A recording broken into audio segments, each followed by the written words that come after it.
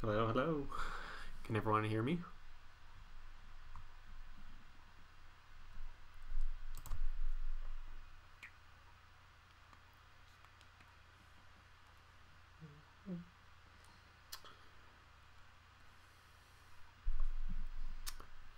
Drop something in chat if... okay, awesome. So you can hear me?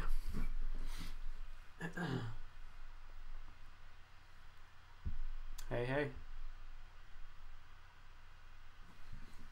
All right. Hey. Okay. Let's continue where we left off from last time. So this was on exam number 2, and we had finished number 5 on it. Again, I'm just going to write down the main details from the problems, or the summary of the problems on the board. So, let's see, actually we finished number 6. So we're going to do 7, 8, and 9 on exam number 2, and then we'll do as much as we can from exam number 1 and go from there up to about probably 10 o'clock today. So, all right, here we go.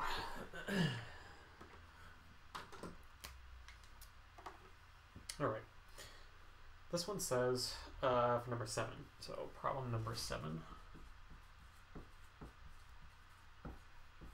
Okay. Initially sliding on a smooth surface. Okay, so smooth surface, that term is supposed to imply that there's no friction.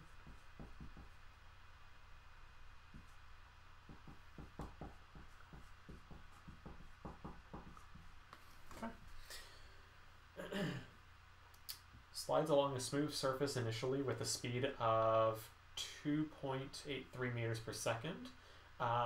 So the initial speed, V initial is 2.83 meters per second. You have a 5.15 kilogram block, so the mass is given.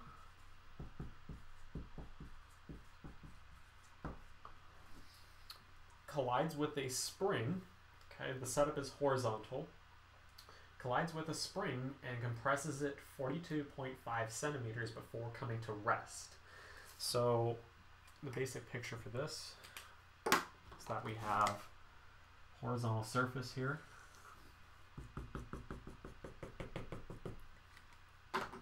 And we have a mass sitting on that surface.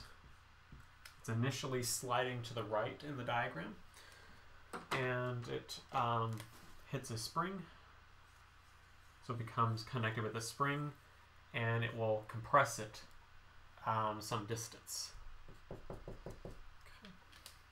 Okay. So if this is going to be our initial picture, for instance,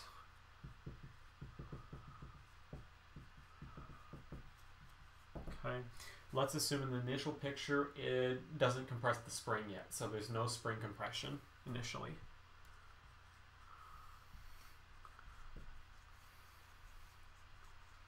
Okay. And we know that this block is moving to the right with the initial, which is 2.83 meters per second. Okay. Now, from here, we know that as it transitions from this initial picture to its final position, let's paint another picture, and it's going to be that the spring is going to compress by a certain distance. So, in final picture,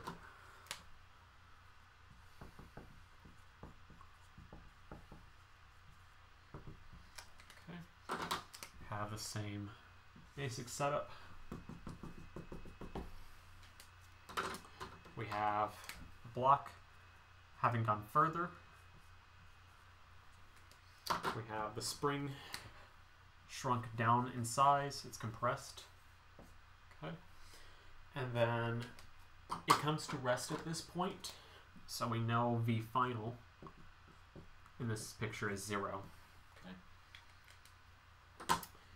Now, the goal of this problem, given that we're compressing this spring, so spring is compressed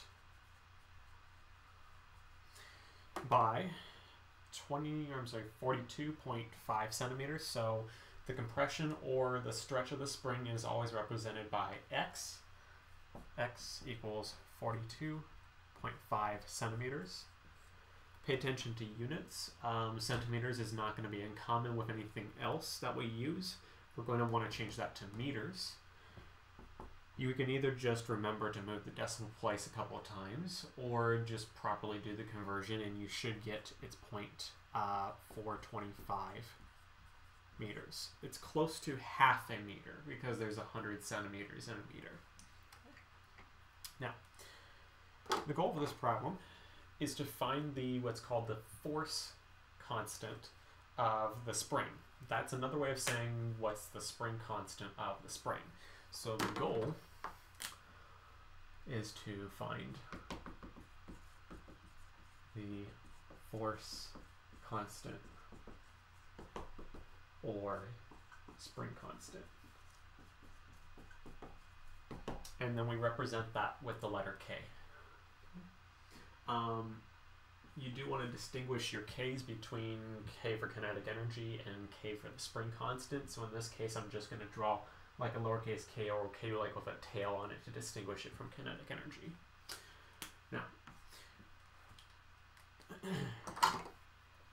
we have an initial and a final picture. Now, this does have a somewhat kinematics-like feel to this problem because you know information about how the object is moving initially and how it's moving final. So those are kinematic quantities. So while the problem does have a kinematics-like feel, it's actually better with this problem to take a work-energy approach from Chapter 7. So we want to use the work-energy theorem to solve this problem. It's the equivalent of the conservation of energy from the next chapter. So the work-energy theorem says that the total, or in other words, the net work done on some object is going to be equal to change in its kinetic energy. Very compactly put. Notice my capital K here for kinetic energy as opposed to the lowercase or the curly k for the spring constant. Okay. Now, the net or the total work done on the object, so I'll say here net work done, and I'll say here K is defined as kinetic energy, and it's equal to 1/2 mv squared. Okay. When we want to solve this out, okay, the force constant or the spring constant is going to appear in a couple of places. So we could talk about it in the force provided by the spring, or we can talk about it in the work done by a spring. They're both very similar. I'll write both equations down where you'll see the spring constant appear commonly. So places to find the spring constant K is the spring force Fs, the magnitude of it is the spring constant times x, where x is the stretch of the compression of the spring. Or we can talk about the work done by the spring, in which the magnitude of that is 1/2 spring constant K x squared. Okay. One or the other. Now, because we are trying to relate it to stuff we know about its motion, particularly the speeds at any given time between the initial and the final picture, that's going to tell us information about the kinetic energy because the kinetic energy is based on its velocity. We know its velocity and we know its mass, so we should know its kinetic energy at any given point. We can relate that to the work done, which will have to do with the work done by the spring, which will use the spring constant, and that's going to be the route we're going to take to solve for the spring constant. So how do we get this net work done? So calculating net work.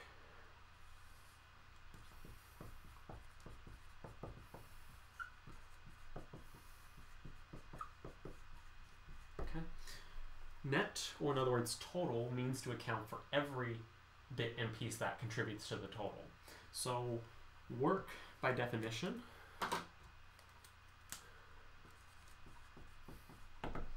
work W equals force times distance times cosine of some angle. And this angle is the angle between the force in question. So the force in question is any particular force that acts on the object that you are interested in knowing the work done by. It could be any force. And direction of movement. Okay. This is a good equation to remember for work. We may not need it in this problem, but it's good to reference to for the work done. Okay.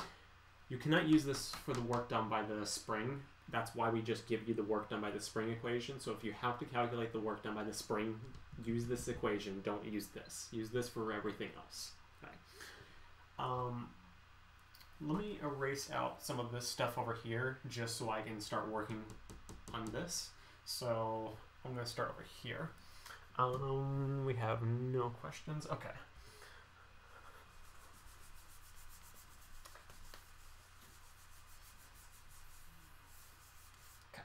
So what I'm going to do is I'm going to draw back in the force diagram just to kind of show what forces are acting on the object, because when you want to do the work done, okay, it involves forces acting on the object, so you need to know what forces are acting on the object during its path. Okay? So the work done on the object is based on the following forces that act at any given time. Because it has mass, it automatically has gravity pulling down on it, so the force of gravity going down, or in other words, the weight of the object, mg, or w. It's in contact with the surface, so that means when it's in contact with the surface, it pushes into it, the surface pushes back. Perpendicular, that's called a normal force. So normal force up and perpendicular to the surface, always perpendicular. When the spring acts on it, based on the previous diagrams that I drew, the spring was on the right side and was being compressed. As the spring gets scrunched to the right, it doesn't want to be that length. It wants to be back at its original length, so it's going to push back to the left in the opposite direction. So we know there's a spring force acting on it. Okay. These are all the forces that act on the object. Okay. However, conceptually, without making any calculations, the work done by the weight or gravity and the work done by the normal force are zero in this problem, because these two forces are vertical and the motion is horizontal. Anytime your forces are perpendicular to your motion, based on this equation here with the angle being 90, you get no work done. Okay? So the only work done on the object is going to be by the spring. So that's it. So all we need to care about is this equation for the work done by the spring. The net or the total work done on this object is only the work done by the spring force in this problem. So we're only going to use this in place of the net work. So from this equation here, I'm going to say that the net or total work is just the work done by the spring. It's 1/2 kx squared. That total work on the left side of the equation is equal to the change in kinetic energy. Change in kinetic energy can be immediately expanded out as k final minus k initial for what change represents. So whenever you see delta, it's always final minus initial of whatever comes in front of it. Since we're not given what delta k is, we need to expand it out. So final minus initial. We're also still not given what k final, what k initial is, so we're going to also expand those out by noting that the kinetic energy is 1/2 mv squared. So on the right side, expand each of these into what kinetic energy equals, 1/2 mv final squared minus 1/2 m the initial squared.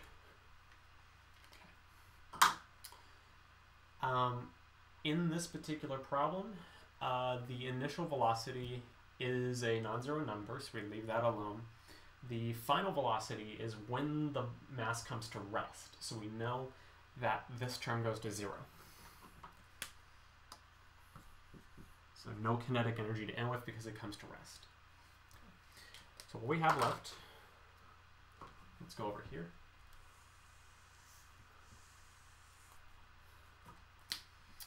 We have left side 1/2, okay, x squared, equal to right side. We only have this term, but it's negative. So it's negative 1/2 m the initial squared. Okay.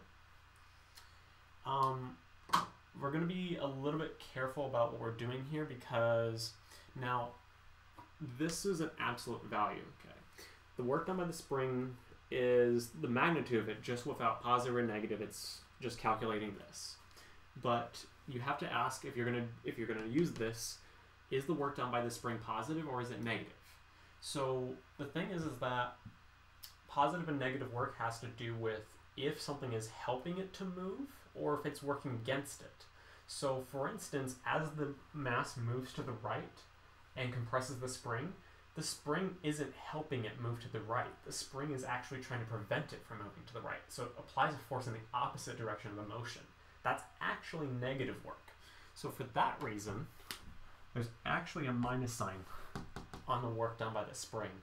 Okay, so this is work done against motion.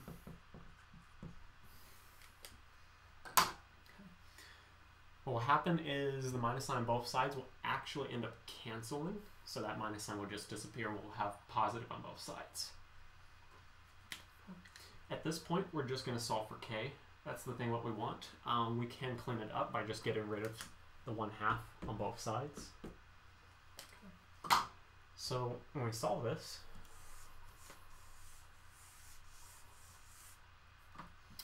k is equal to, all we have to do is divide by x squared.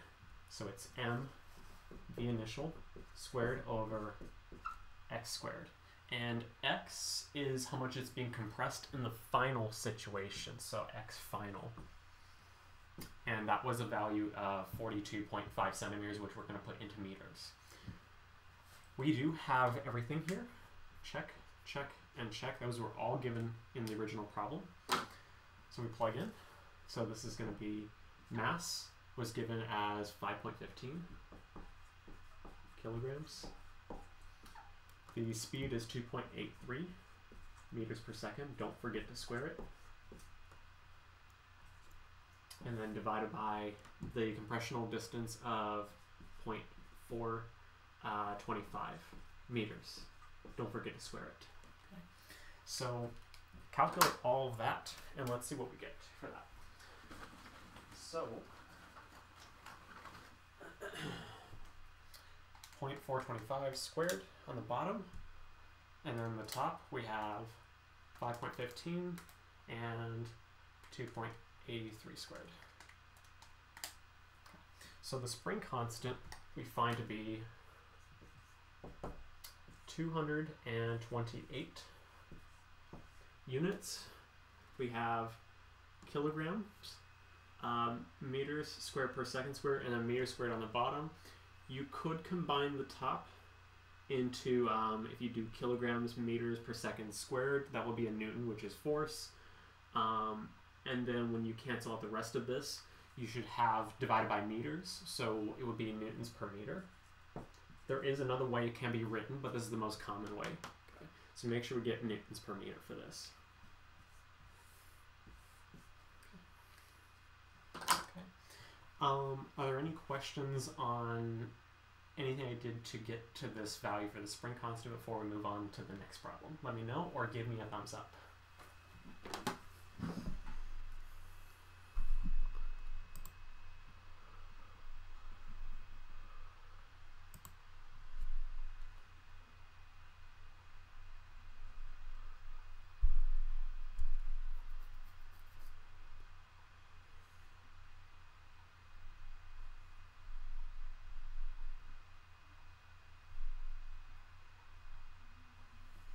Okay. All right. Let's move on to the next problem. Okay. All right. So I'm going to erase this. Let's do. This is number 8.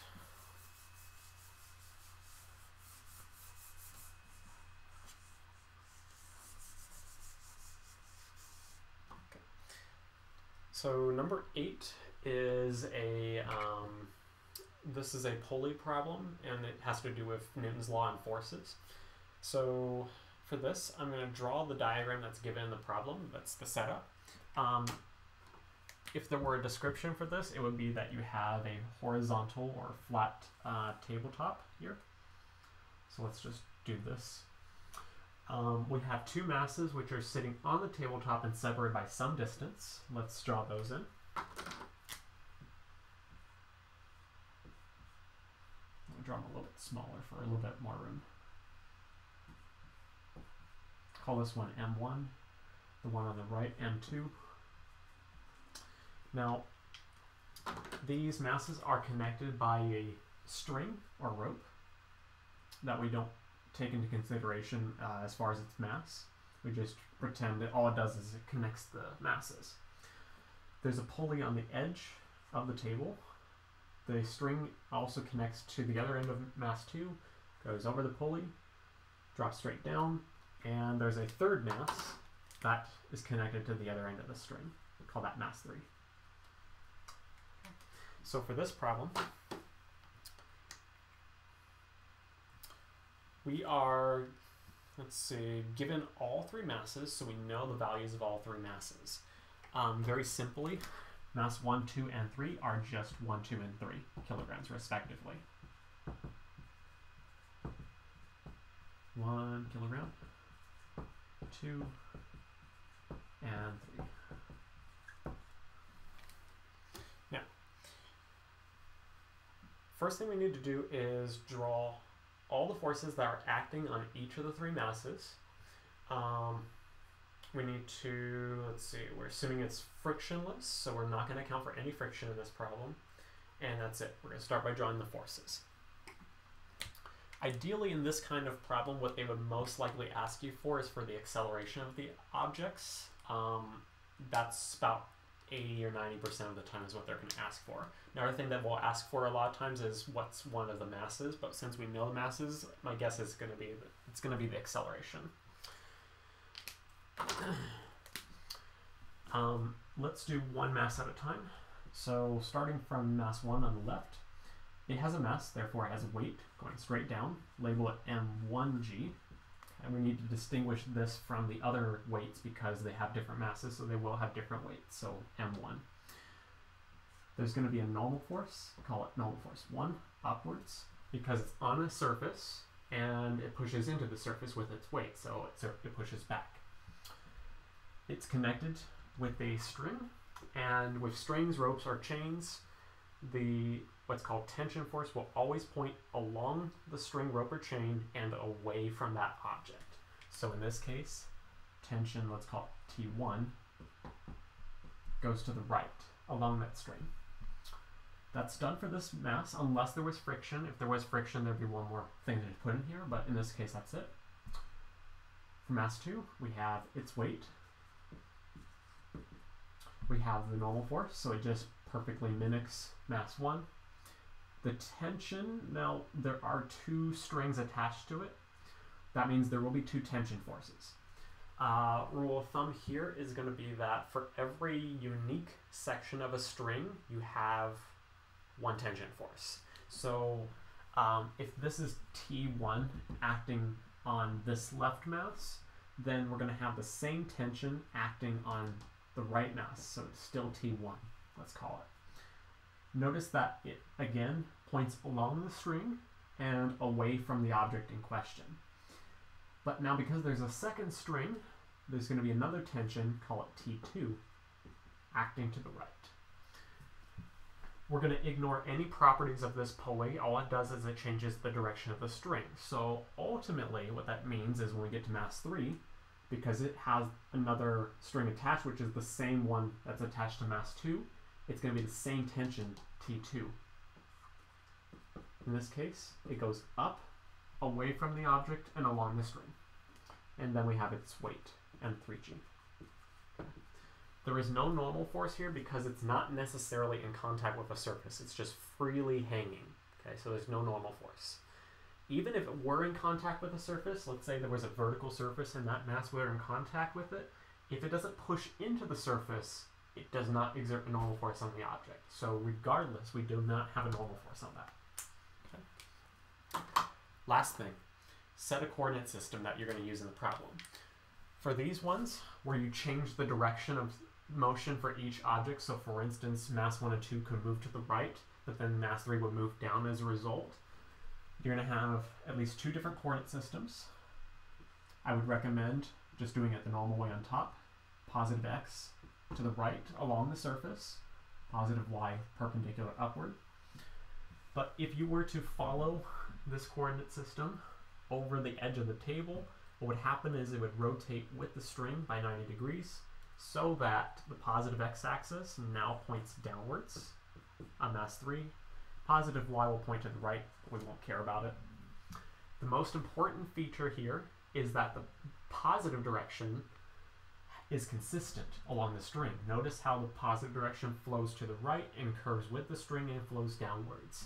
You cannot have it contradicting and must follow that string. Okay. This solves part A of this problem, 8. So problem 8. And then this was part A, which is to just do a free body diagram.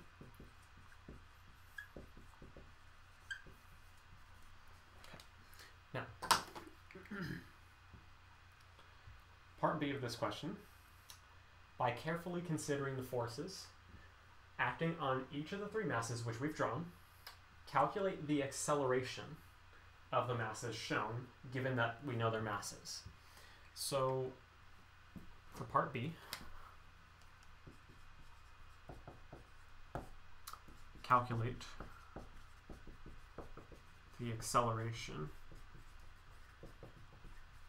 of each mass. Okay. In this question, it doesn't matter if they ask you for the acceleration of all 3 masses, or the acceleration of mass 1, or the acceleration of mass 3.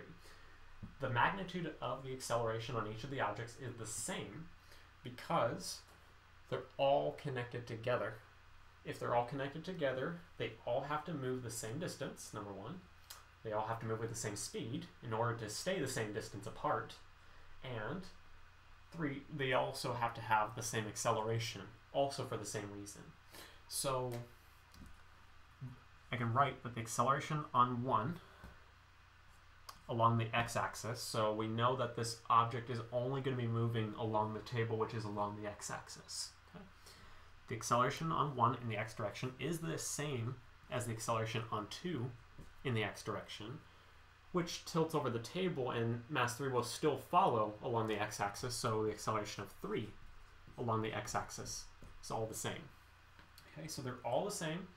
We don't need to be specific about them, so we're just going to reference to it as a subscript x, just the acceleration of the x direction for any mass. It's all the same. Now, we have a bunch of forces, and we know it's going to cause the object to accelerate. We're going to use Newton's law to relate those forces to that acceleration.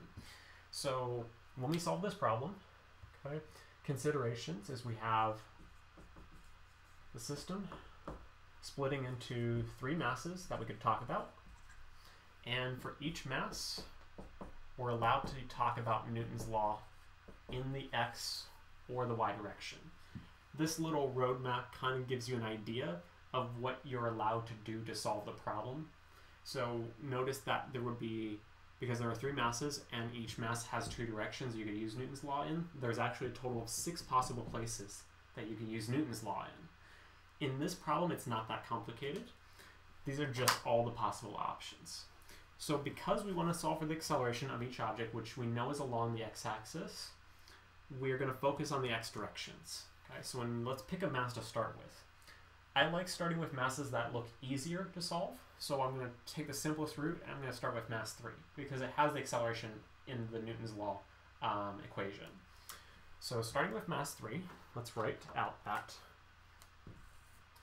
for mass 3, and we're going to use it in the x direction. We have the sum of all forces in the x direction equals mass 3 times the acceleration in the x direction. Just writing down Newton's law. our goal is to solve for this acceleration. We do know the mass, we just need to know some information about the forces. So I'm going to leave the right side alone, since we do have an acceleration we're going to eventually solve for. I'm going to handle the left side separately. The left side will be taken care of by considering how many forces are acting on that mass, mass 3 in this case, in that direction, the x direction in this case. So on this here, pay very, very close attention to the coordinate system. The positive x-axis points down, not up, which means that anything points down, in this case, is positive. So the weight points down, that means it's a positive force. So we're going to write positive m3g. Okay. The tension, T2 that we called it, points up in the opposite direction of positive, so it's in the negative x direction, so we write minus T2. Okay. So we have this all written out. We listed all of our forces. We could try to attempt to solve for the acceleration, but we do have one thing that's going to get in the way that we need to consider. Okay. Notice that we do not know what T2 is. Okay. So we need to find T2 somewhere else before we find what the acceleration is. This is where we look back to this little roadmap that I made. We've already looked on mass 3, we've already used up the x direction, so now we got to go somewhere else. T2 also appears on mass 2 here, and it appears right here along the x direction. So now we're going to use the x direction on mass 2, and we're going to repeat the same process. So mass 2, x direction. Newton's law says sum of forces in the x direction equals mass 2 times the acceleration in the x direction. We're going to leave the right side alone, again for the same reason. Left side, we're going to expand out what forces have an x component. There's a total of 4 forces on mass 2, but only 2 of them have an x component. It's both of the tensions. So T2 is to the right, so it's positive in the coordinate system that we chose, and T1 is to the left, so it's negative. So we're going to write T2 minus T1. This is what we have for this. According to what we did before, we needed to get T2. So it's in our best interest to solve for T2 here. So T2, if we solve this, T2 equals, moving over the negative T1 onto the other side as positive T1, we have m2ax plus T1. But then we have one last problem. We have the mass, the acceleration is not known, but we're looking for that. There's one other thing we don't know, which is the tension 1. So we now have to go on another quest to solve for something else. So find T1. To find T1, we have to repeat the process again. We have to go find where T1 appears somewhere else. We've used up our x direction on mass 2, so we're done with that. Last place we can go is to mass 1, where the tension 1 also appears. So mass 1, x direction,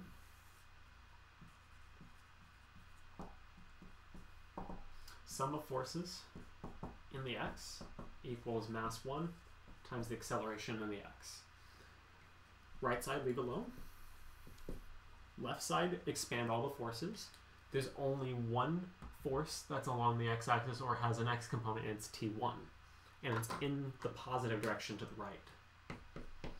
So we just write positive T1. Okay. That's it for that. So this will get us T1. What we're going to do with this is we're going to take this right here, and we're going to plug it back into this equation for T2, where we needed T1 right here. And once we plug T1 into T2, T2 needs to be plugged back into where it was originally missing, which is in the mass 3 equation. So then we're going to eventually plug it back into here. Okay. So starting with this, plugging into there. Plug into mass 2. So we have, for mass 2, we had T2 equals mass 2 acceleration x plus, now substitute T1 in place of this here. So T1 equals mass 1 times acceleration in the x, like that. Now we're going to take this new expression for T2 and we're going to plug this back into where we were missing T2. So now, repeat one more time. So plug into mass 3. So now let's write this equation down. So copying it down, M3 G minus parenthesis, because we're going to have to distribute multiple things with that minus sign, so be careful. Open parenthesis, M2 acceleration x plus M1 acceleration x. Okay, so this whole thing right here is our T2. Okay. Let me color code that. So mass 2 ax plus mass 1 ax. Okay. This was equal to right side, which is mass 3 ax. M3 ax. Okay. So this is what we finally get this all boiled down to. Okay, so in this last part here, so now that we've got this all together, we took all the tensions and we plugged it into here to get rid of all the tension, so there's no more tension in the equation. The only thing that we're missing in this equation is the acceleration, but it appears multiple times in the equation. So what we need to do is just simply move it around and solve for the acceleration by grouping it together. Okay. So I'm going to erase out this part right here to get this finished.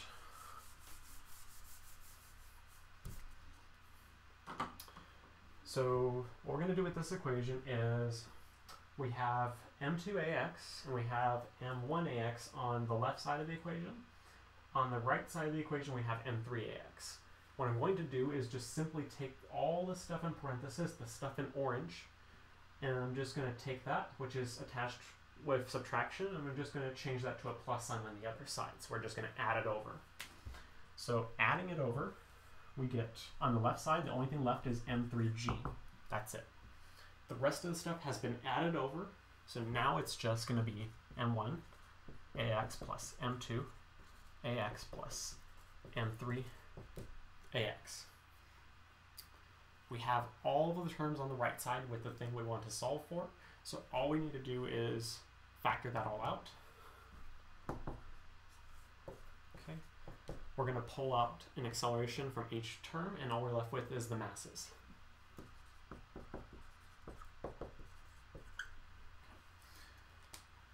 Now we're going to take all the stuff in the parentheses, treat it as one giant thing, and move it to the other side by dividing it over because it's attached by multiplication. So divide that stuff over. We have M3G, that's what we had on the left side previously, and we're just going to divide it all by this, so all divided by M1 plus M2 plus M3. That's the acceleration. Okay. This solves it out without plugging any numbers into it.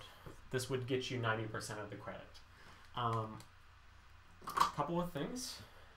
Do a unit check of it to make sure that you did your algebra right. Normally, if the units do not work out, it means the algebra went wrong somewhere. Notice the top is kilogram meters per second squared. The bottom is all in kilograms. So when you cancel out the kilograms, it's only meters per second squared, which is acceleration. Now, the value we should get for this is something which is determined by gravity. Notice that if you just let the system go, the only thing actually influencing why this mass would be dropping and why these are moving to the right when you let it go is because of gravity. So that means that the acceleration of the system should be no bigger than gravity. It should be less than 9.8. So let's find out what it is.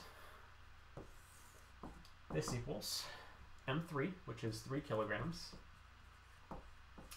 G is 9.8 meters per second squared, all divided by mass 1 plus mass 2 plus mass 3 is the sum of mass 1, which was 1, 2, and 3 kilograms, so that's a total of 6. So divided by 6 kilograms. 3 over 6 is just a half, so half of 90.8 ends up being 4.9 meters per second squared, and that's a positive value. So this says here that the magnitude of the acceleration is 4.9 meters per second squared, and because it's positive, it means it's accelerating in the positive x direction, which means that the mass 3 accelerates downwards, and these two objects on the table accelerate to the right. Okay? So in positive x direction. Okay.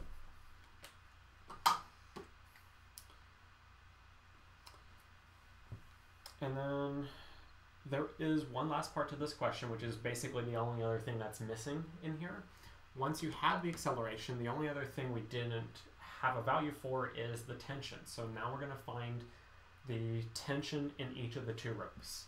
So we have to find T1 and we have to find T2. But we don't actually need to do much work for it. We already have T1 equals here. We already have T2 equals here. The benefit of doing everything in variables here would be to see that you already have the equation for T1 and the equation for T2. You do not need to solve it again because it's already solved. So if I just take the equations, so for part C, find T1, T2, all I gotta do is just copy paste this. T1 equals M1 AX, plug it in, 1 kilogram times AX is the 4.9 that we got. 4.9 meters per second squared. That's just going to be 4.9 kilogram meters per second squared is a Newton. Okay. That gets the value of T1. T2 is just this other equation here. We could use the expanded form of T2, or we can use this. It doesn't really matter. But since we already have the value of T1, we can just use this. So T2 equals M2 AX plus T1. Okay. So that's just copied from the earlier part of the problem. And we're just going to drop in the values now. So this is going to be M2, which is 2 kilograms, times 4.9 meters per second squared, plus the value of T1, which was 4.9 newtons. Okay. And this finally gets us a value of 2 times 4.9 is 9.8. 9.8 plus 4.9 is going to be about 14.9, 14.8 newtons. That should be it. 0.7 actually. 0.7. That solves this problem. Let me know if there's any questions on this, and let's move on to the next problem.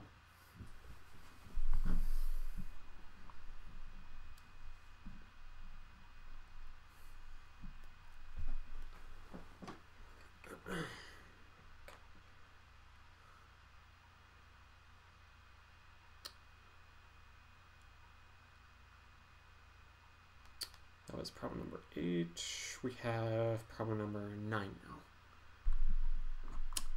You said wait 1 second. Do you still have a question on this one, or do we want to keep on moving on?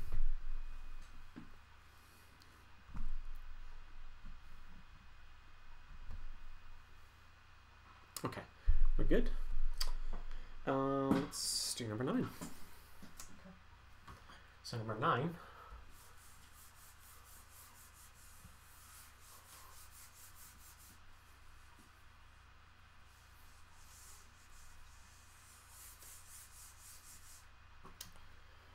So this one says, you walk briskly up all 52 flights of stairs in your office building downtown with a total of 935 steps in 14 minutes and 51 seconds.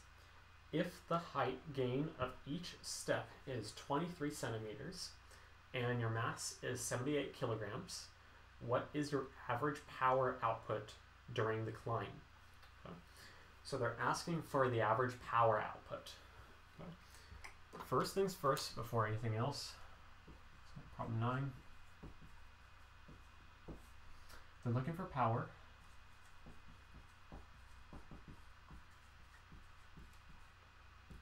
So power, by definition, call it P. The definition is amount of work done over time. Okay, that's the average power. Now the work would ultimately boil down to force times distance, and if we want to talk about some angle, we can put that in there too. So for instance, the work done is force times distance times cosine angle. And remember that this angle again is the angle between force that you want to talk about is doing the work and direction of movement. So to calculate the power that they're asking for in this problem, we're going to need to calculate the work done most likely. And we're also going to need to know the time it takes most likely. In this problem, they tell us a few things. They did say that, so there were 52 flights of stairs with a total of 935 steps. Now, I'll write down both pieces of information, but there is something that is misleading here. 52 flights of stairs, but based on the wording of the question, they don't tell you how many steps there are per flight of stairs. They actually just straight up tell you how many total steps there are for all 52 flights of stairs. So that means that for the 52 flights of stairs, it's the same thing as it says a total of 935 steps, or in other words, individual stairs. So let's write steps. Okay. Now in the problem, it does say what one step is equivalent to in height gain or loss. One step is 23 centimeters, which is the same as 0.23 meters if you convert it. Okay, so we should immediately put that in meters, most likely, in order to match the units of everything else. So we're going to be talking about kilograms, and we have to be using meters as well. So we complete this. So the time to complete this, delta t, is 14 minutes and 51 seconds. Okay. We should not keep it like this. We should put it all into one consistent unit. So we should be using seconds for this. So we should just do a quick conversion of this. We're going to do 14 minutes to seconds by multiplying by 60, and then we're just going to add the remaining 51 seconds. So if we do that, 14 times 60 gives us 840 seconds for 14 minutes, plus the additional 51 seconds is the same as 891 seconds. Okay. So we'll use that for our time. Now, we'll use that time in here for the power, so we're good with that. We just need to figure out what the work done is. Now, one other piece of information we were given is also that the mass of the person is 78 kilograms. Okay. So the work that the person needs to do in this case to climb up the stairs is basically the work done to fight against gravity pulling you down. Why you feel what you feel is because gravity's pulling you down and you want to go up. So essentially, now I could draw all the steps. Okay, But what ultimately matters is how much vertical distance you've gone. So think of it as lifting an object. So let's say I have the diagram here on the side. There's just some object. There is their weight acting downwards, mg. But in order to go upwards, they need to provide at least an equal amount of force upwards to begin lifting themselves up. Let's call that some force applied. So if they apply a force upwards, which is at least equal to their weight downwards, they can begin to move upwards. Okay?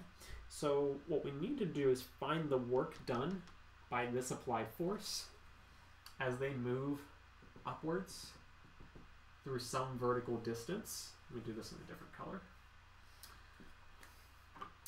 And the vertical distance can be found because we know how many steps they took and how high each step is. So we could write here that for the 935 steps, we could almost write a conversion factor for it. So we need to use this as like a unit in a sense. So we should put for every one step. One step is equivalent to that distance that you rise through. So 0.23 meters. So 935 steps times that will give us what the value of the distance we rose through is. 935 times 0.23, and that is 215.05. 215.05 meters. Okay. So we know this vertical distance. Let's call this distance, let's just call this distance d. Okay. We know that we're going to be applying this force upwards and moving it over this distance, so there is going to be work done by that force. Now, because we know that the applied force needs to at least be equal to the value of their weight, we could say that it's basically their weight. Okay, so force applied equals weight. Okay. You can find this by just using Newton's law and solving it for this. Force up minus force down, and it's no net acceleration, so it's equal to 0. You solve it and you get this. So if we want to calculate the work done by the applied force equals the force applied times the distance we move times the cosine of some angle. The angle is going to be the direction between, or the angle between the direction of the force upwards that they need to move up and them moving up. They're in the same direction, so the angle between those two directions is actually 0. Okay, so the cosine of 0 is just 1. All we do at this point is we plug in the force applied, which is just their weight, mg, and the distance they move. So equals mg times the distance they move, which if we call it h, this is actually mgh. What you could just realize for this problem is that if you want to talk about potential energy, this is just how much potential energy they gained during this whole process. Because potential energy is just going to stem from the work that's done. So this is going to be their mass, which is 78 kilograms times 9.8 meters per second squared times the height they went through, which is 215.05. So that times 9.8 times 78. And for this, there's a lot of digits, so I'm going to put it in scientific notation. We get 1.64 times 10 to the 5th. 1.64 times 10 to the 5th. Work should be in units of joules, which is a kilogram, meters squared per second squared. So that's a joule. And that is the work done. All we need to do now to get the power is we have the work, we have the time they do it for, we just calculate in here. Okay. So this is going to be 1.64 times 10 to the 5th joules divided by 891 seconds. Joules per second, you can leave it like that, or the equivalent unit for joule per second is a watt. So this number divided by 891 is, and we don't have to put in scientific notation necessarily here, 184 joules per second, or watts. Okay. That is the average power exerted by the person in order to climb those steps in that time. Let me know if there's any questions on this, and then give me a thumbs up. We'll move on to the next problem.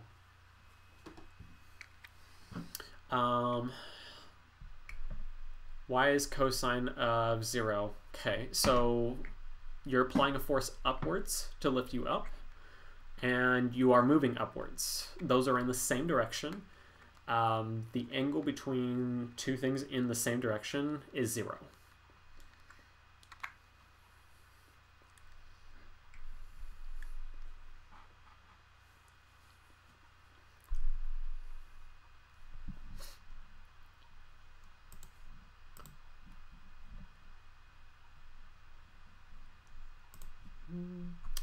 Hopefully that answers that question. What are we looking at now? So it's about 9. I'm going to take a look at the first exam now from here. Force applied equal to, why is the force applied equal to mg? Okay. In order to just barely begin lifting yourself up with no acceleration, that means you only have a force up and you have a force down. To have no acceleration means those forces are going to be equal and opposite if they're the only forces.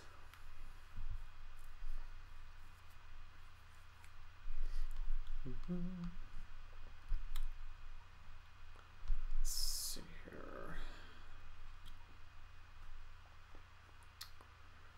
So exam 1. Okay. Awesome. Let's take a look at exam 1. There are a couple of simpler problems on here, such as unit conversions. I'm going to only do maybe one of the unit conversions just to show out thoroughly how I do the most complicated ones, and then we'll just go from there. There are a total of 2, 3, 4, 5, 6, 7.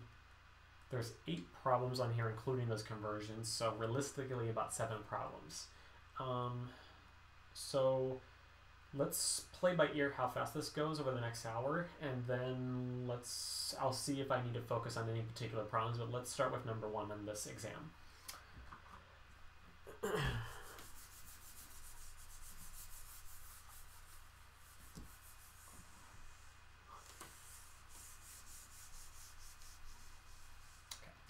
So for exam 1,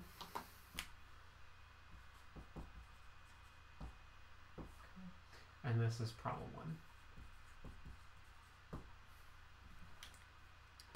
All right, so for this one, first one says that your office is 120 kilometers from your home. You drive the first 60 kilometers at a constant 20 meters per second, and the second, or the next 60 kilometers at a constant 40 meters per second. We want to find what the average speed for the whole trip is. So we have 120 meters of distance, and we're cutting it in half into 2 different 60 kilometers rather. 120 kilometers split into 2 separate 60 kilometer distances. So for each of those, we're going to have a different speed. So we have some distance between 2 points here and here. Let's call this, now let's call the middle point where it's cutting in half, left to right, so A, B, and C. Okay. So this right here, the distance, call the distance delta x between A and B. That's 60 kilometers. the distance delta x between B and C is also 60 kilometers. Okay. We could immediately write this into meters. So kilometers are, they have a value of 10 to the third. So we could just say 60 times 10 to the third meters, because kilo again has a value of 10 to the third or 1,000. So you just multiply by 1,000. Or you can say 6 times 10 to the fourth, which is the same thing. So these are both 60 times 10 to the third meters. Okay. The speeds during each of these two segments from A to B and then B to C, we know that during the first part here, we have the speed from A to B is 40 meters per second, and during the other half of their journey, the speed from B to C is 20 meters per second. Okay. Now, to get the average speed, we cannot just take the two speeds and average them. It's not going to give us 30. The reason why we can't do that is because it has to do with how much time we spend in the first section and the second section. Because we're traveling faster in the first section, 40 meters per second, as opposed to half as fast in the second section, which is 20 meters per second, we're going to spend more time in the second half of the journey than the first half of the journey. So what happens is, instead of being an average speed which is halfway between the two speeds, so the guess might be initially 30, it will end up being something closer to 20 because we simply spend more time going 20 meters per second. So because of that, we should expect a value between 20 and 30, but not 30. But to get this, all we need to remember is what the definition is of average speed. Average speed is defined as the total distance traveled divided by the total time. Total time is just delta t. Total distance doesn't have to be the displacement necessarily, so we're going to call it the total distance to be safe. Okay.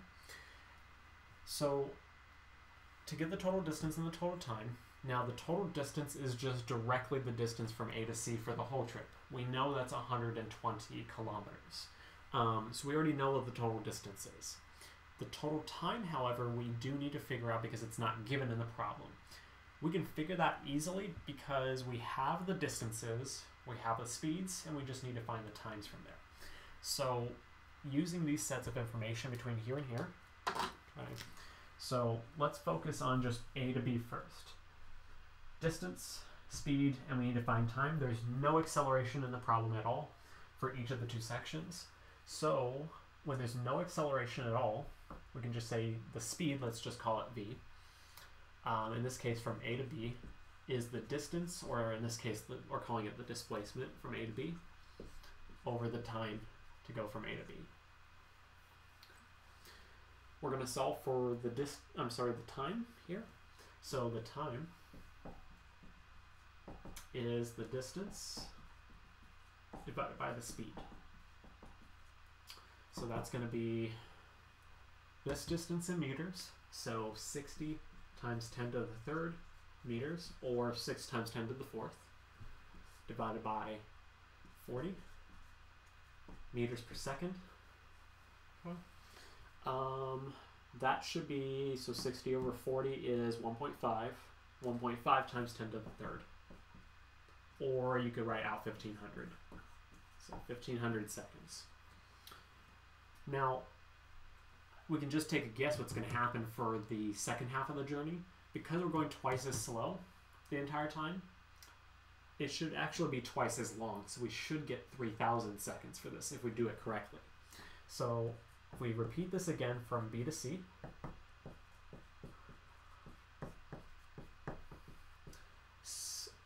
speed, distance, time, solve for time.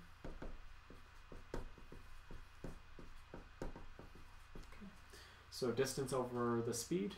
So in this case, it would be another same distance of 60 times 10 to the third meters divided by 20 meters per second.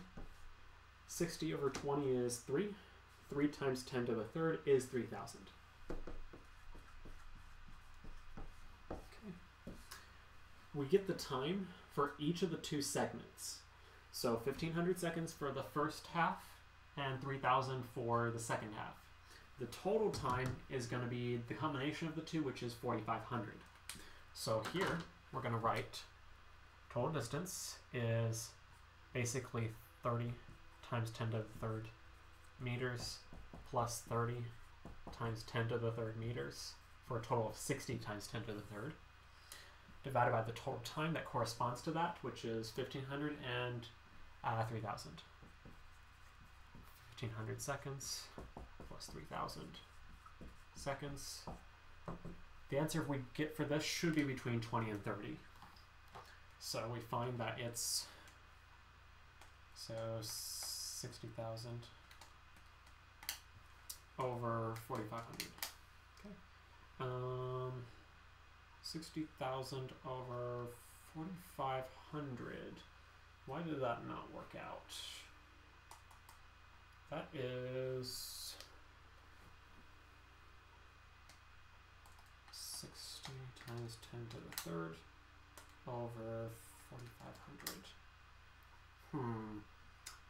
I'm getting 13.3, which cannot possibly be correct because we only spent our time going 20 and 40.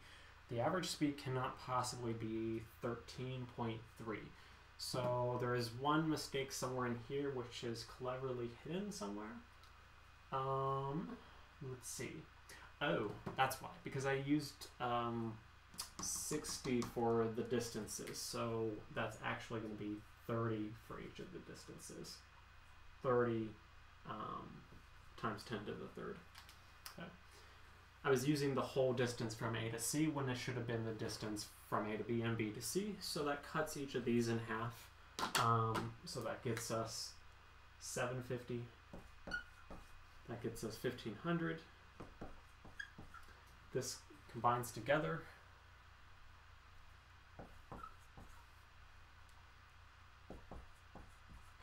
This is why you always want to check what you're doing, because we shouldn't just rely on the calculator to tell us the truth. When you expect a reasonable answer, you can figure out what's wrong with what you're doing. So in this case, because I wasn't getting something between 20 and 30, I knew something was wrong, so I went back, found the mistake, fixed it, and if we repeat this, 60 times 10 to the third, the answer should double, divided by 2250. We get 26.7 meters per second. 26.7 meters per second. Okay. That is now in the reasonable expectation for our answer. Okay.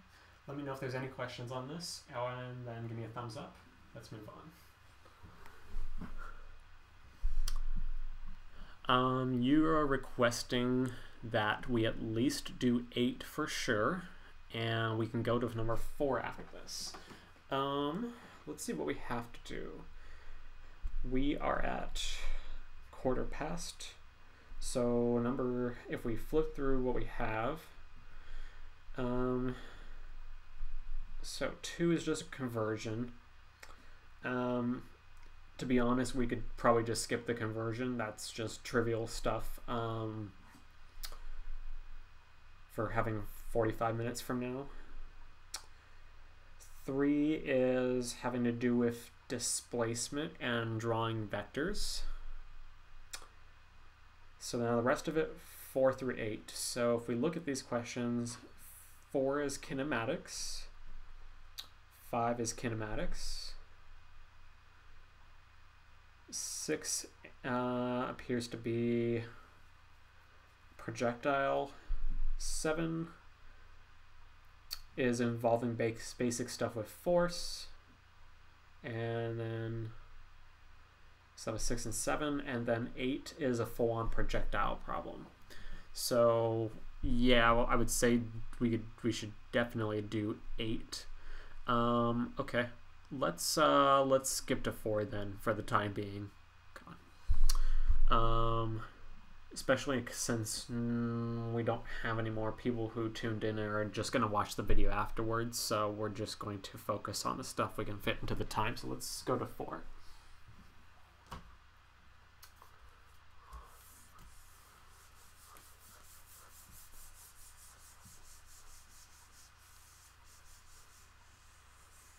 Okay. So 4.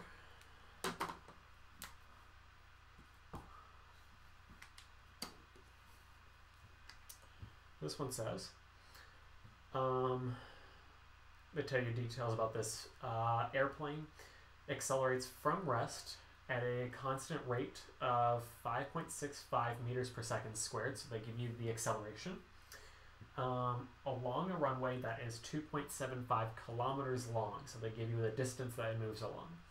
Assume that the plane reaches some required takeoff speed exactly at the end of the runway. So this is a way of saying we're going to use the whole runway, and we're going to go from the start of the runway to the end of the runway for our initial and our final in this problem. We're only looking for a couple of things, so let me just write out a basic setup of this. So we're going to go from point A to some point B at the end of the runway. This is a kinematics problem because we have acceleration. We want to talk about distance. We're going to be asking for how much time. We know its initial velocity. So we're going to list out some kinematic quantities. Okay. This is going to be the initial, and this is going to be the final. So distance between A and B is going to be given. In this problem, it's the whole runway, which is 2.75 kilometers.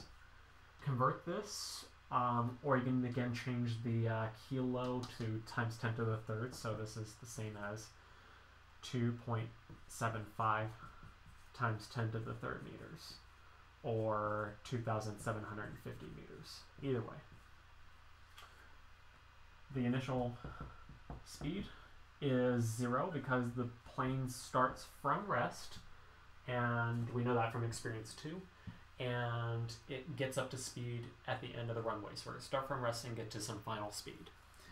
The final speed, I don't think is given in the problem. No, they probably want us to find it. The acceleration along this single line, let's assume it's the x direction, it's 5.65 meters per second squared, and the time is unknown. Okay. They want us to find two things. For part A, we're going to find the time needed to take off. So find the time to do this whole stretch, so find delta t. And for part B, we're going to just find the speed at which it takes off, which is at the end of it, so it's point B, that's going to be the final. So we're basically asked to just fill in the rest of the table here. Okay, so find the time, and part B, find V final. So the time, what we're going to do is, first of all, once we have all this information organized, we're going to have our kinematic equations handy with constant acceleration. So V final equals the initial plus acceleration times the time. V final squared equals the initial squared plus 2a times the distance, let's call it delta x. That distance or displacement, delta x, is V initial delta t plus 1/2 a delta t squared. Okay. These are the main kinematic equations I'm going to use, and these are the three most helpful ones from experience. Okay, so from here, we're going to pick kinematic equations which have what we want to find. So first thing we're going to find is the time. So find delta t. we're going to look for equations with delta t in it. That will be the first one and the last one in this list. Between these two, we're going to try to avoid the other thing that we're missing, which is the final velocity. So we're going to try to use the bottom equation here since it doesn't use the final velocity. So we have this equation here. Let me just copy that down.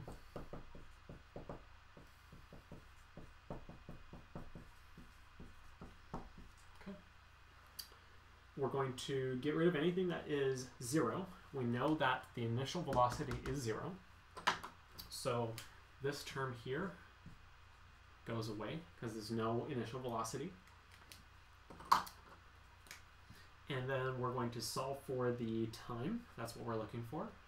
So we need to multiply by 2 to the other side.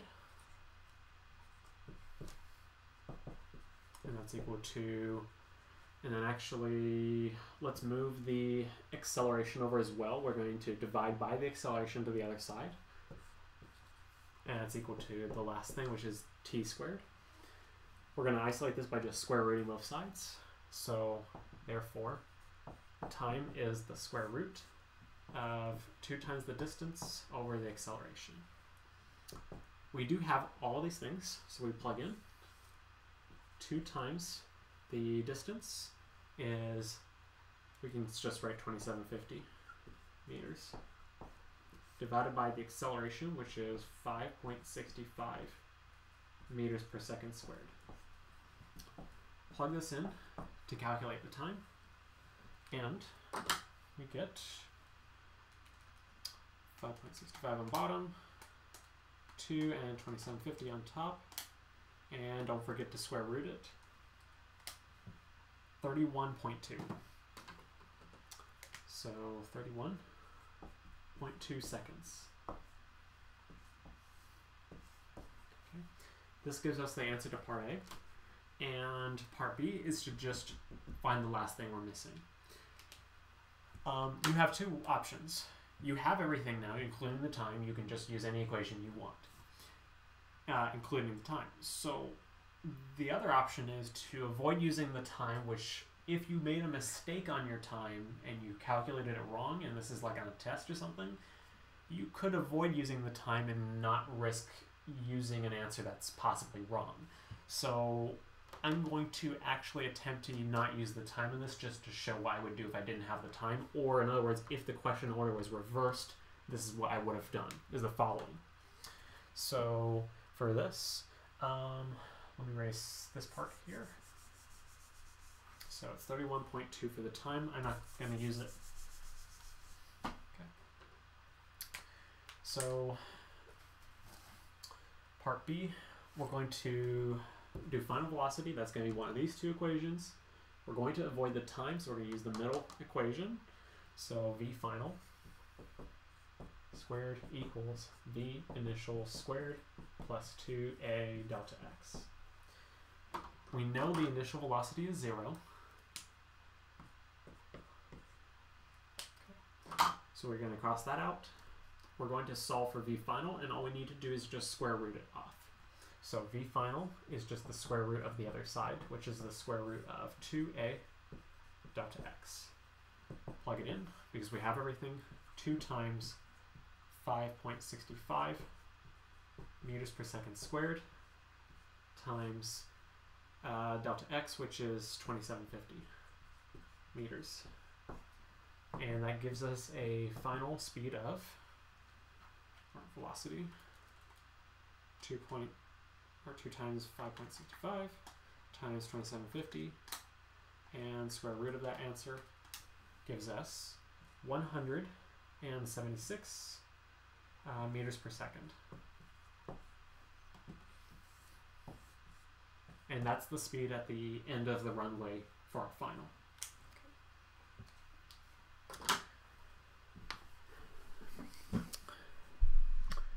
You would like to make 6 and 8 a priority. So 6 and 8. Okay, so we're doing pretty good on time. Let's see here. So number 6, now, because if I look at number 5, okay, number 5 is the same as question number 4 that we just did, essentially, with just a different context. So I could see, yeah, number 5 should not be prioritized. That's just an extra practice problem. The only extra thing there is you need to convert miles per hour to meters per second, and that's pretty much it. Otherwise, it's just a duplicate of problem number 4, just solving for something different. So we're just going to skip number 5, actually, then. Number 6, 7, and 8. So I think with that, let's see here. So yeah, 7 is a quicker question too, I believe. So I think we can just run from 6. So let's start from 6.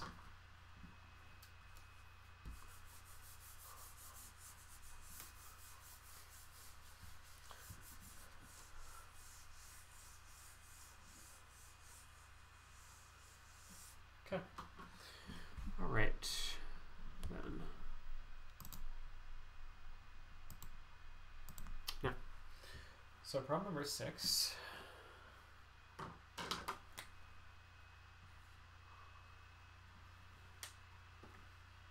This one's a projectile question, so it's going to be two-dimensional kinematics. It flies through the air at some angle, possibly, or maybe it's thrown, in this case, it's thrown horizontally. A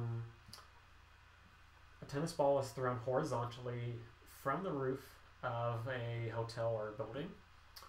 So we have some sort of building. Okay, that's it. And I'm just going to draw a ground that's lower than the building, because usually the purpose of the building is to have some height off of another location. So the roof of that building is 63.5 meters above the ground, quote unquote. So this height here is 63.5 meters. Down to there. The ball strikes the ground at a point which is 41.2 meters from the base of the building. So the base of the building is the bottom of the building. From this point at the bottom of the building where it meets the ground, the distance horizontally is going to be 41.2 meters to where it lands. Okay, so we're going to say it lands somewhere over here somewhere.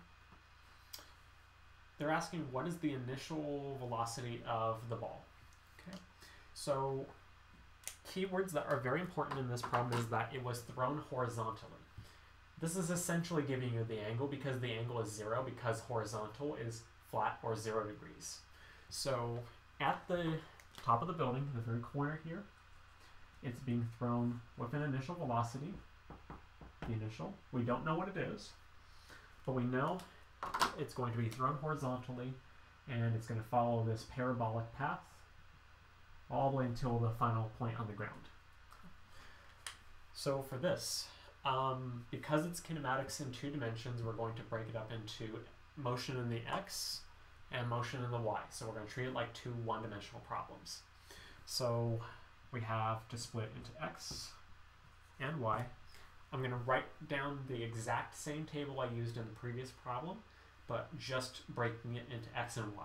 So we have distance traveled in the x, delta x, v initial, v final, acceleration in the x direction, and the time I'm going to put in the middle of the two because the time is not unique to the x or the y. It's the time to go in both the x and the y. It's the same. So you can use the time in your x information and the time in your y information, but you're not allowed to mix x and y information together otherwise. All of these need to be very specifically in the x direction. So for the velocity initial, that needs to be subscripted with x, and as well as the final velocity. We need to make sure we define those as in the x direction. We're going to copy the left side of the table over to the right side and just copy it down, write it for y. So delta y, v initial, y, v final, y, and acceleration, y. This is a full table completed or laid out for a projectile problem. Now, we should always know what the acceleration values are if there's a projectile on Earth. So for instance, there's only one acceleration when it's a projectile, which is acting straight downwards. That's the acceleration of gravity. So we know that's in the y direction, and we know its value is 9.8 meters per second squared. But if you use a standard coordinate system which says that positive x is to the right and positive y is upward, that means that anything that points down would be negative, and gravity points down. So the acceleration in the y direction is 9.8 meters per second downwards, which is actually negative. So that's one place to forget a minus sign, possibly. Because that's the only acceleration in projectile motion, that means the other acceleration has to be nothing. So it's 0.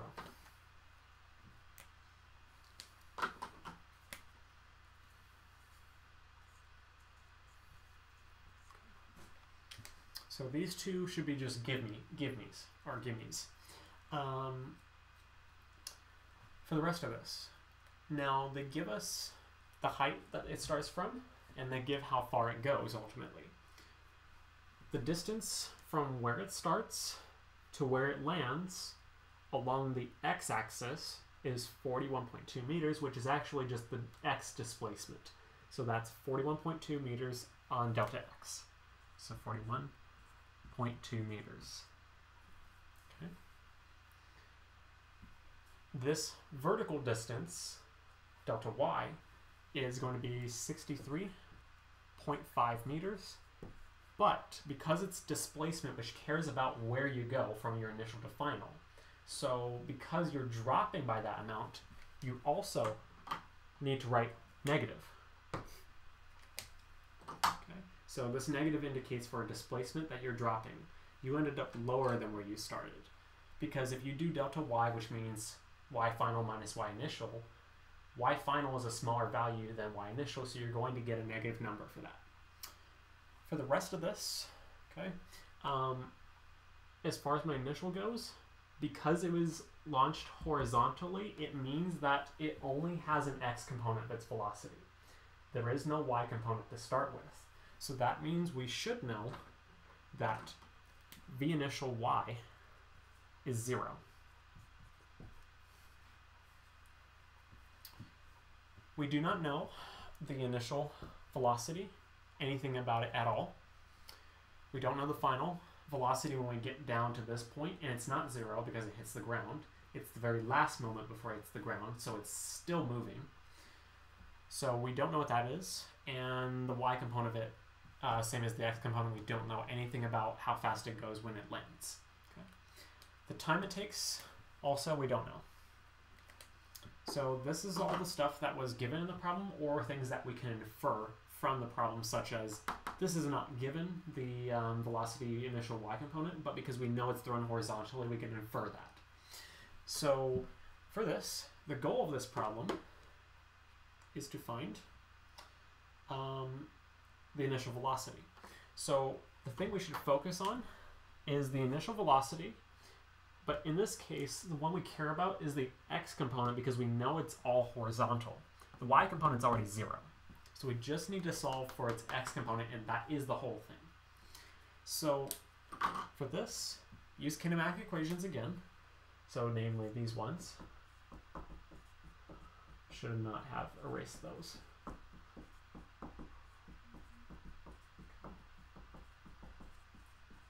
And then the last one.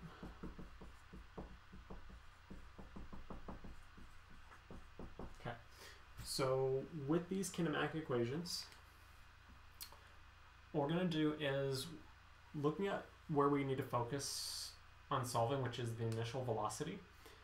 We are looking in the x direction, which means that we cannot use the y information to solve that directly. So we're going to cover up the y half of the table, and we're only going to use the x half of the table with the time, since it can be used for either.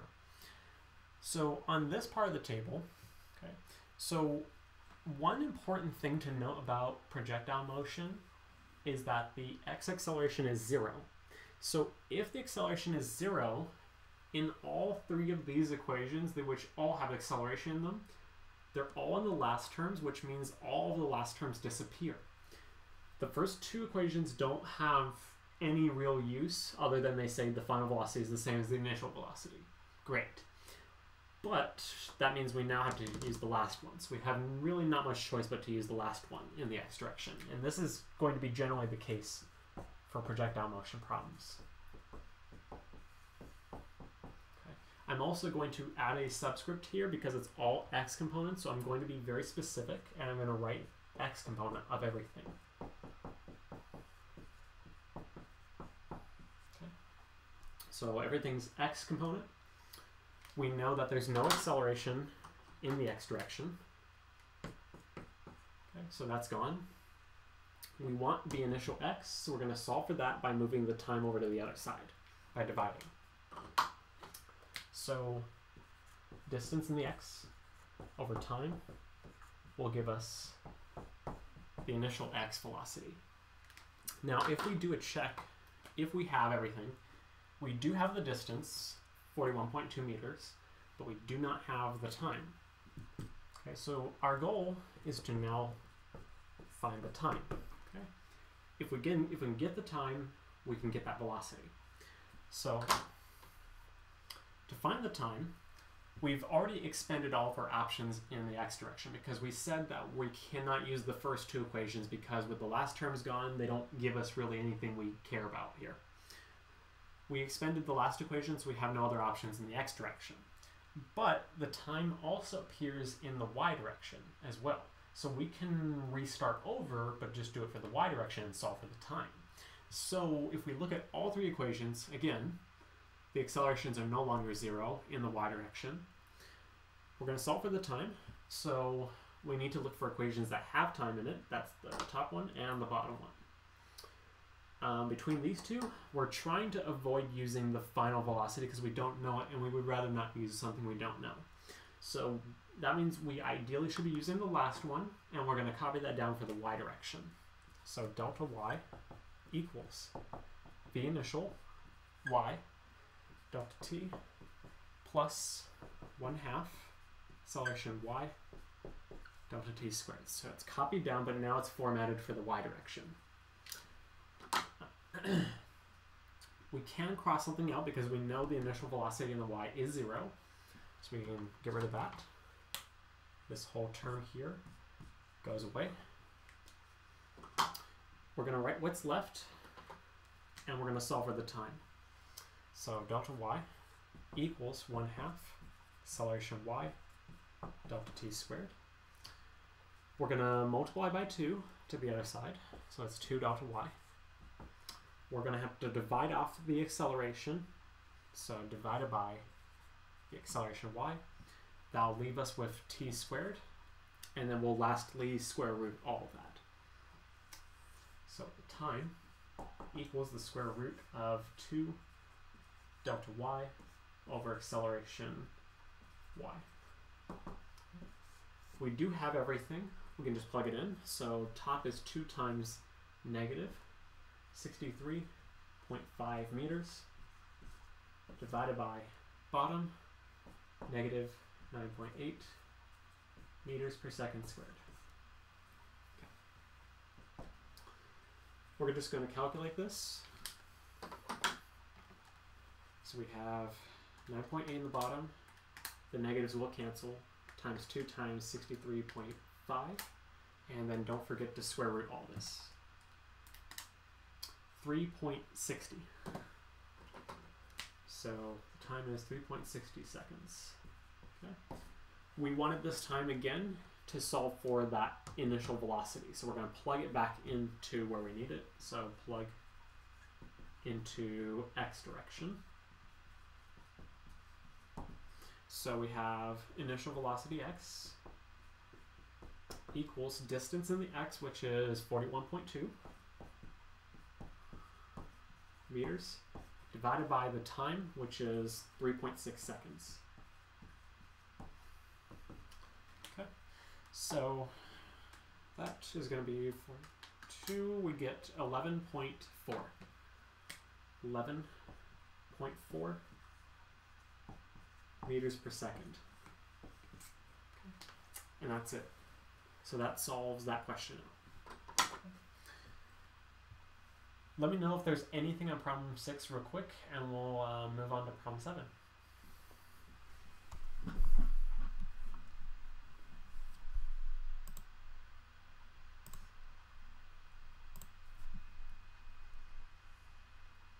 Okay, we're good. All right, so problem 7 is going to be a little bit shorter, I'm expecting. Let's see here. All right, this one's a very, very simple force problem, so I'll just do it out real quick. Okay. I think we're looking good, so let's just quickly do that. Other option is we could do number 8 first, and then with anything extra we could do number 7. So maybe I should do 8 first, I'm thinking. So maybe let's do 8.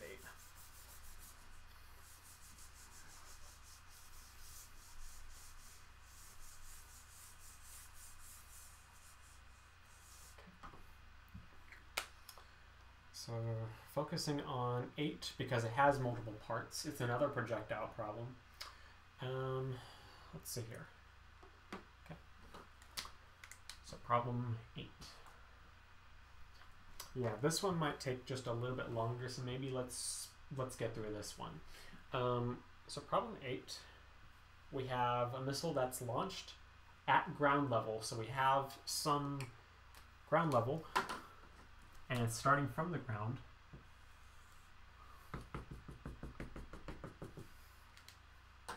Okay, so it starts at some initial point over here.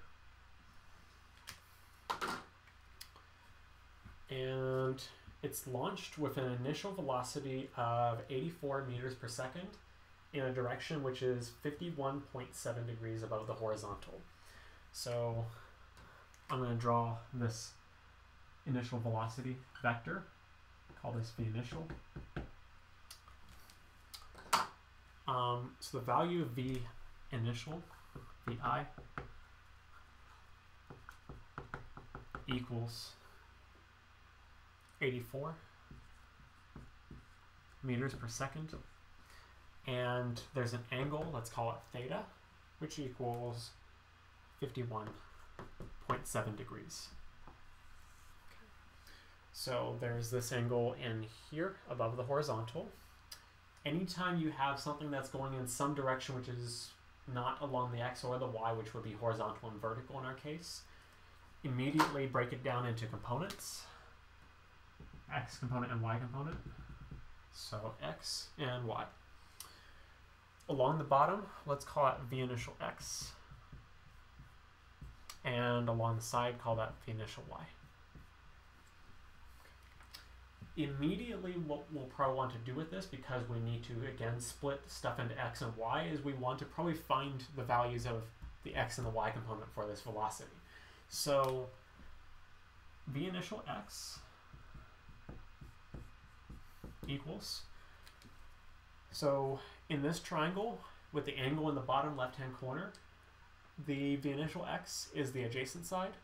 The known value, which is the V initial, is the hypotenuse. So adjacent and hypotenuse is cosine. So we're going to say it's V initial cosine theta. If we do V initial y is V initial sine theta. Okay? Because it's on the opposite side as opposed to the adjacent side. So for these, we just plug in 84 meters per second, and then multiply by cosine and sine at 51.7 degrees.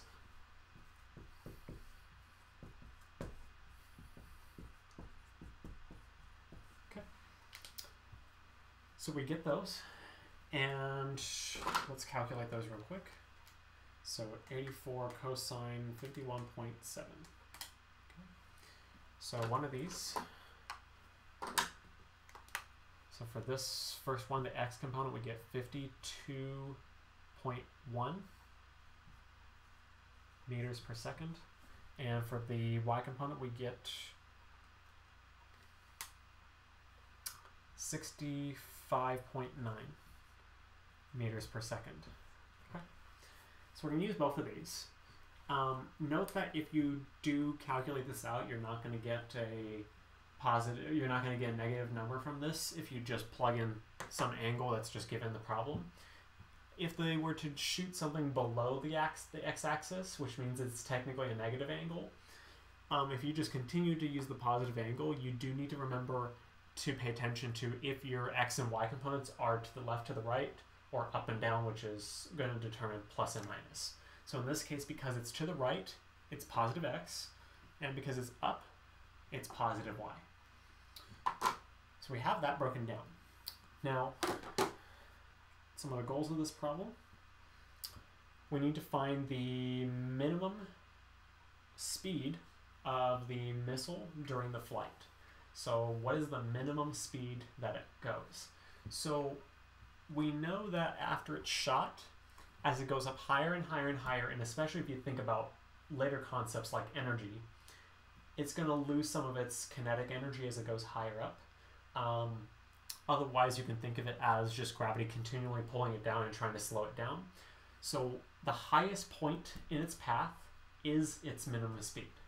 So if we kind of draw out this parabola for its path, highest point, and on the other side, not perfect, but it'll do. If there is such a highest point, let's say if we call the initial point point A, let's call the top of the path point B. We need to figure out what's happening at point B. Flipping through later parts of this problem, they ask for things such as how long does it take for it to reach its maximum height, which is still for point B. They want to use the answer to calculate the maximum height, so they want to know what the maximum height is, so we're going to still use point B. How long does it take for the missile to reach ground level? So thinking ahead in the problem, there will be a later point past point B when it hits the ground, call it point C. They will want to know something at point C when it hits the ground, so we'll call that C. And then one last thing is they want to find the distance from where you started to where you ended in the last part. Okay? So these are the three main points of interest in the problem. So let's work with that. First thing we're going to do is we're going to work with what we have to start with, which is point A, our initial, and we're going to look for stuff at point B. So that'll be our initial final. We'll use A and B for that. So what I'm going to do is I'm going to write table of information from A to B. I'm going to split it up into X and Y. So distance from A to B, initial velocity, so VA, X, final velocity, call it VB, X, acceleration X, time is common to both, that's the time from A to B. Copy paste to the right side, so delta Y from A to B, initial velocity, VA, Y direction, final velocity, VB, Y direction, and acceleration Y direction. Okay. Projectile problem, automatically fill in the accelerations. Okay. Those are given for values that we'll have on Earth. So no acceleration in the X direction, because all of the accelerations in the Y direction pulling it down. So negative 9.8 meters per second squared. So those are pretty much just gimmies. Based off of the given information of the problem, which we broke everything down into components, we can take the initial velocity components and just drop them into the table, because those are the initial velocity components at point A. So we have, what is this going to be? We have the initial x, which is 52.1 meters per second, and the initial y, which is 65.9 meters per second. Okay. Anything else we're given from A to B? Delta x would be the distance from A to B horizontally. We don't know what that distance is. Delta y is the distance from A to B vertically. We don't know that distance, but that's eventually going to be one thing we're trying to find. So we don't know those. We don't know how much time it takes to go from A to B, so that's an unknown. Now, the final velocity components. So first thing is first. On the final velocity in the x direction, because it's the x direction in a projectile problem where the acceleration is 0, if there's no acceleration, there's no change in the velocity, which means what you had to start with is what you have to end with. So it's the same 52.1 meters per second, just for the sake of completeness. Final velocity y is normally not a known thing, but in this particular circumstance, you should know it because it's the top of the path. That's its highest point in its trajectory or its minimum speed. So at this point, it's no longer going to continue traveling up, and it's just about to drop down, but it's not traveling downwards yet. So its y velocity at the top of the path is 0. They're not going to tell you that, but you should infer that from the problem. So at point B, the final velocity at the top of the path is 0. It's no longer going up or down at that moment. But it is traveling to the right at the top of the path. So that's why we have an x velocity, but no y. This table's complete, so the only thing we got to do now is start solving for things. Let's see what we have here. So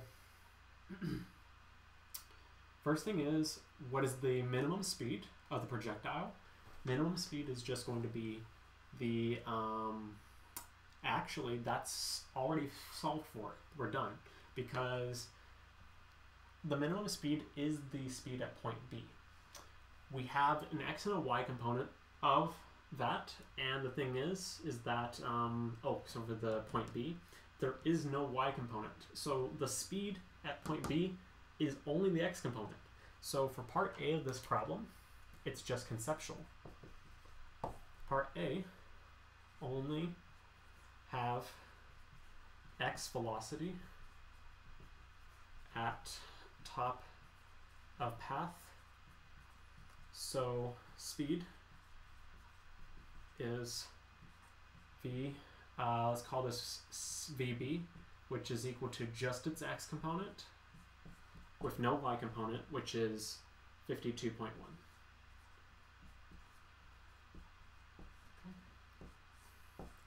This is the slowest that it will ever be going in this projectile path. It gets launched with a very high speed over here, slows down, slows down, slows down, achieves a minimum velocity or minimum speed at the top of the path because it's only its x component and nothing left in the y. Then it drops down and it speeds up, and it speeds up. So that's it. It's very conceptual. Part B is to solve for how long it takes to reach its maximum height. So solving for how long it takes is the time.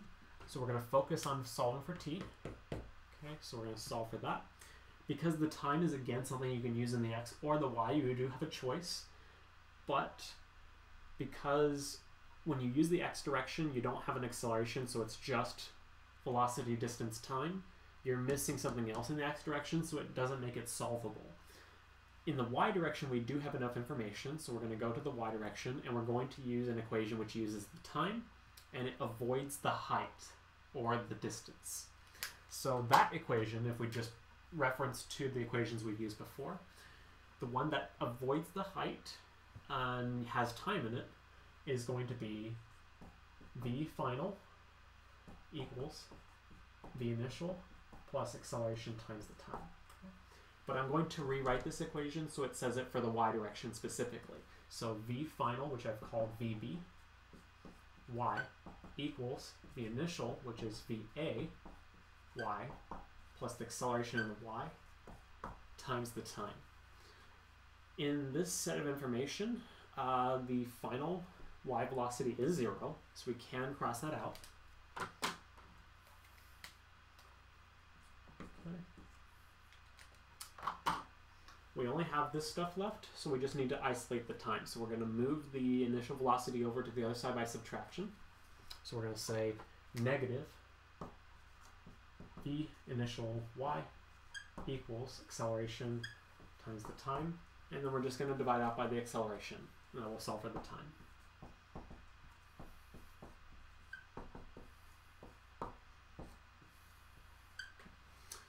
Now we just plug in because we have both of the values. So the time equals negative v initial y, which was 65.9 meters per second, divided by the acceleration, which is negative 9.8 meters per second squared. Units will cancel, giving you seconds. The time is 65.9 over 9.8. So we have 6.72 seconds. So 6.72 seconds to reach the top of the path. That gives us the time. They also want the maximum height that it reaches, which is basically saying how high above the ground. That's just the displacement between the bottom and the top, the delta y. So we now just need to get the delta y. So I'm going to go over here.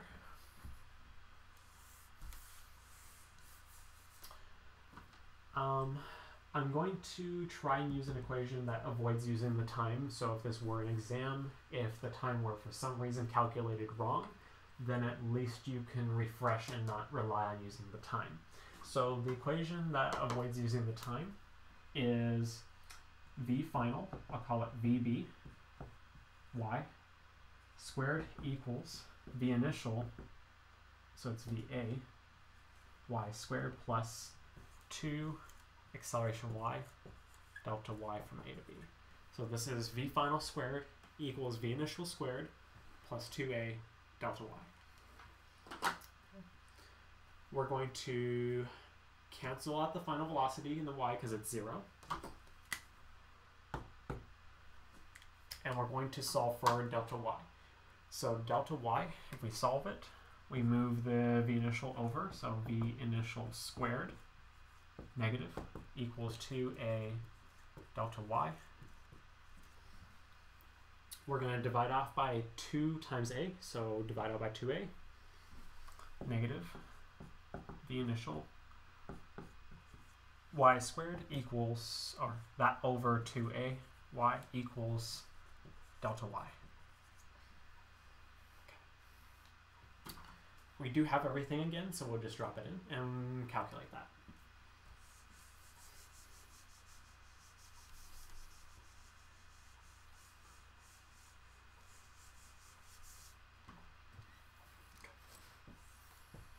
Equals negative v initial y is 65.9 meters per second, don't forget to square it, divided by 2, and negative 9.8 meters per second squared equals, so we get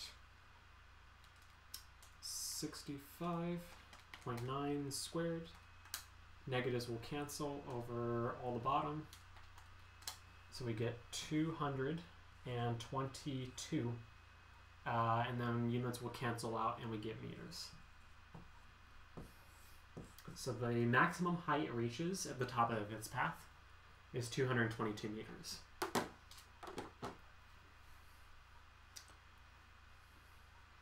That's up through part C. The answers for the last 2 parts are in regard to when it gets to point C. Okay, so what happens now is that now that it's asking when it lands on the ground, we can no longer use this table of information because it's only valid from A to B. So I'm going to erase out most of this. I'm just going to change all the point B's to point C's.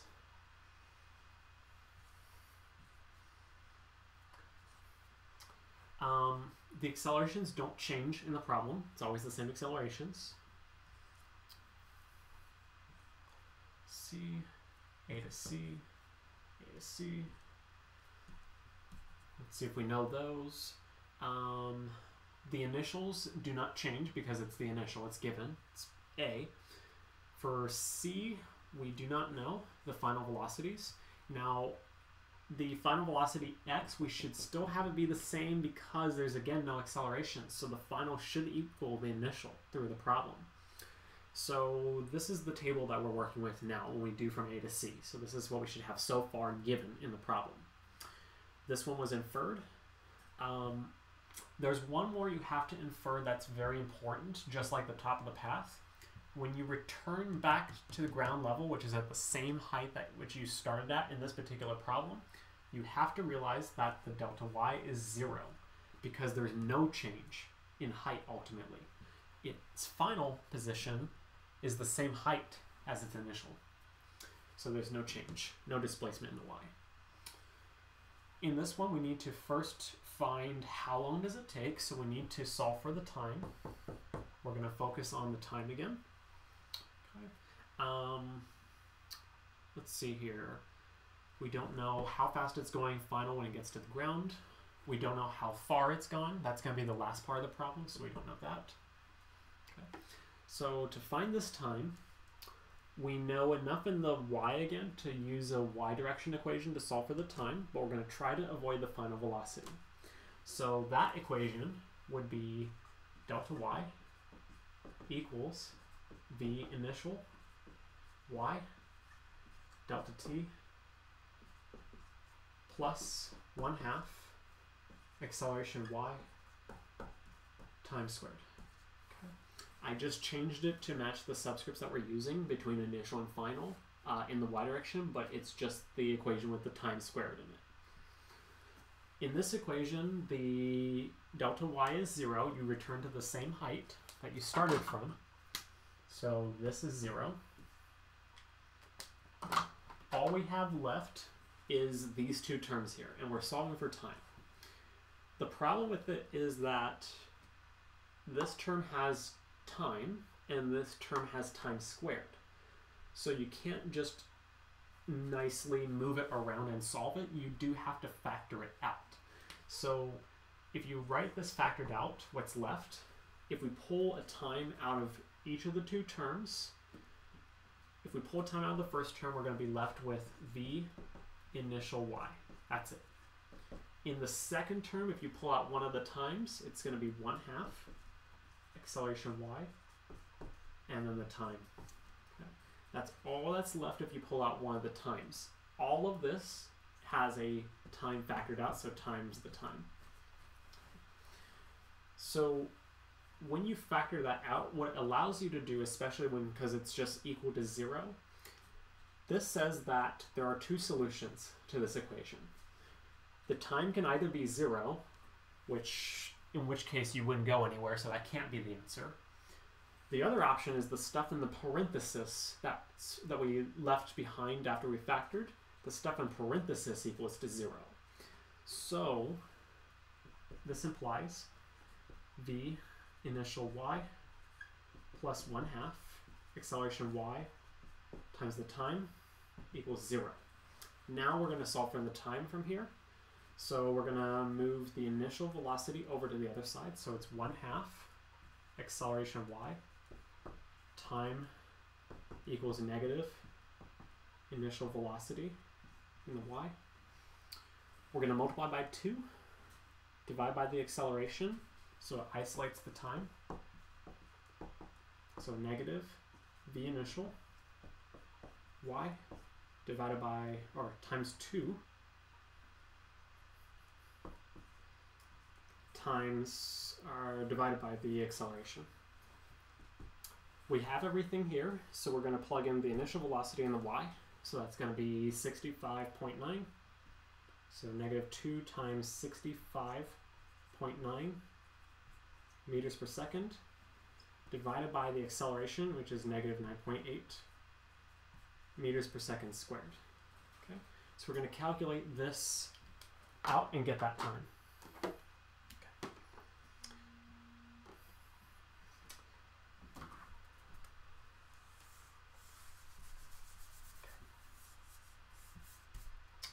So we have 9.8 on the bottom. We have 2 and 65.9 on the top.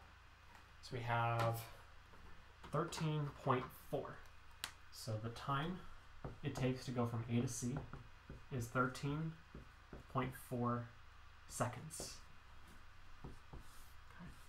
That solves out part D. And the last part, which we'll actually end with,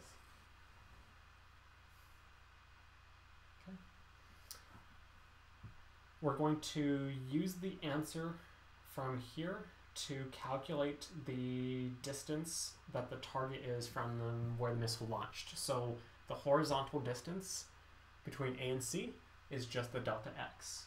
This one's really easy because we have the time now and we just use the x information. So in the x direction, we're going to again use the equation which will not care about the acceleration being 0. So the first two equations that I wrote before will just give us v final equals v initial. The one with the time squared in it will say delta x equals v initial x times the time plus 1/2 acceleration times the time squared, where the acceleration in the x direction is 0.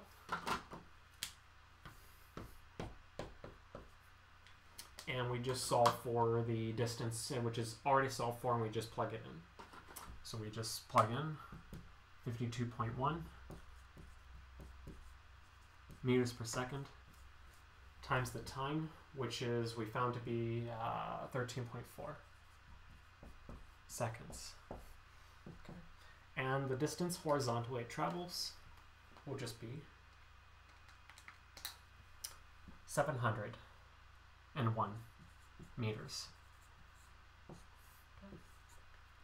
Okay. That's it. Okay. Thanks for tuning into this. If there's any last quick questions, let me know. Otherwise, best wishes.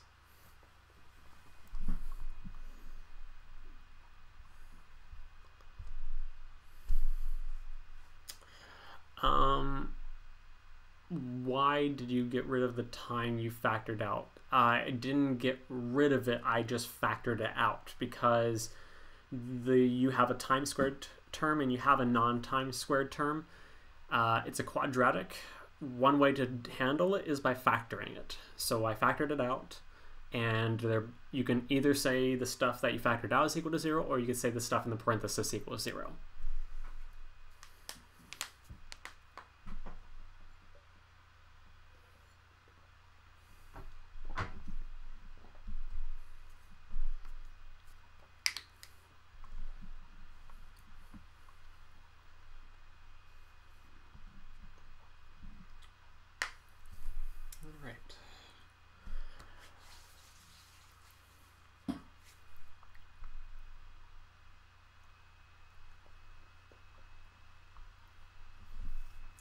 I think that will be it for tonight. So, yeah, thanks for dropping by.